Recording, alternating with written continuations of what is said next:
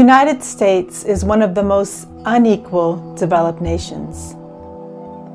It has the largest earning difference between the richest 10% and the poorest 10%, and the highest percentage of people living in poverty.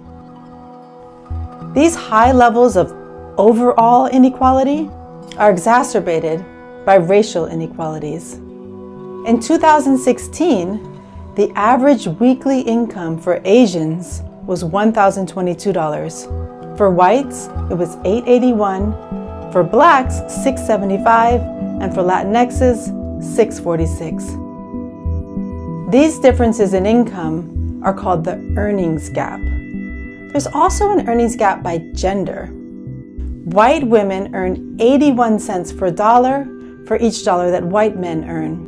However, black women earn only 65 cents for each dollar that white men earn, and Latina women, 58 cents. We have lots of empirical evidence that the earnings gap exists. But how do we explain it? Let's take a close look at the earnings gap between white and black men. According to a study published by the Federal Reserve Bank of San Francisco, in 2016, the average black male worker earned $18 an hour compared to the average white male worker who earned $25 an hour. How do we explain the fact that black men earned only 70% of what white men earned? We can use a statistical method called regression to figure out what factors explain this average difference of $7 per hour, which, by the way, adds up to about $14,000 a year. For example, the fact that black and white men work in different types of jobs accounts for just over $2 of the earnings gap. The fact that white men have higher levels of education accounts for just over $1 of the earnings gap.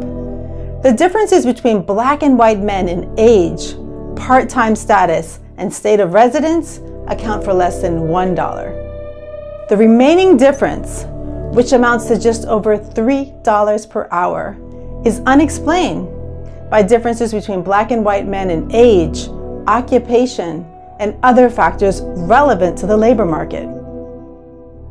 If we can't attribute the earnings gap to anything that's relevant in the labor market, such as age, education, or occupation, then it's safe to say that the unexplained difference in earnings is due to labor market discrimination.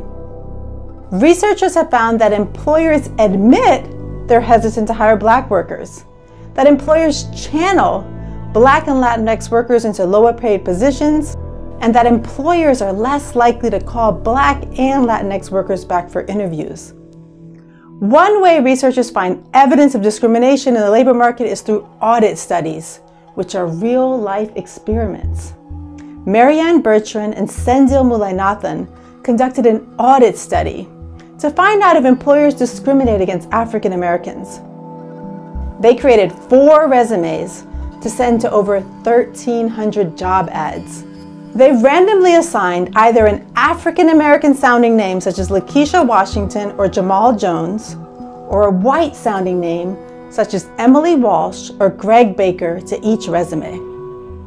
They found that applicants with white sounding names needed to send out about 10 resumes to get a callback, whereas applicants with African American sounding names needed to send about 15. This audit study shows African Americans have a harder time securing interviews that lead to employment than whites, in part because employers often prefer white employees.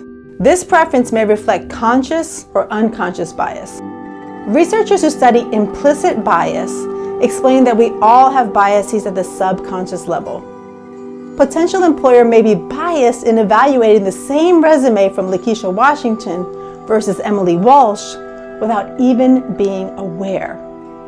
A clear example of implicit bias comes from a study of lawyers. A group of researchers created a fictitious legal research memo and asked 60 law firm partners to evaluate the memo. The memo contained 7 deliberate spelling and grammatical errors. The law firm partners all received the same memo. However, half were told the author was Black and half were told the author was white. The partners were asked to find the errors in the memo.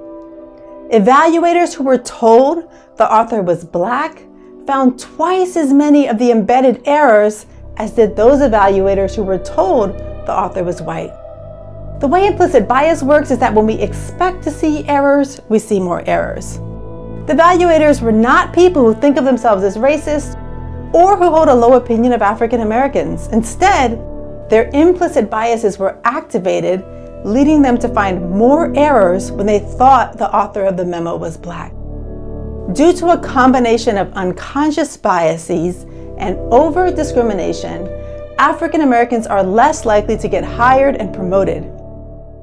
This in turn reduces their opportunities to advance in their careers and puts downward pressure on their wages, thereby contributing to the earnings gap.